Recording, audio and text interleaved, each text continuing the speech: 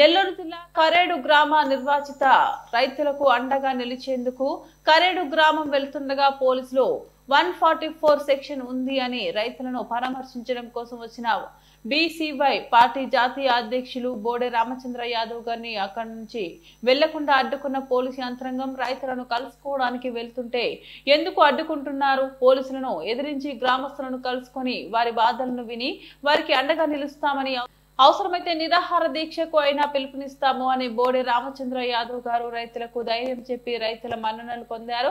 రైతులు రామచంద్ర యాదవ్ గారిని డప్పులు మేళాలు కరచర ధ్వనులతో ఊరేగించుకుంటూ సాదర ఘన స్వాగతం పలికారు. ప్రజలు రామచంద్ర యాదవ్ కి పూలమాలతో స్వాగతం పలికి నీరాజనాలు అర్పించి తమ వేదనను తెలియజేసుకున్నారు. రైతులకు కూటమి ప్రభుత్వం చేస్తున్న అరాచకాలను రామచంద్ర యాదవ్ గారికి వివరించారు.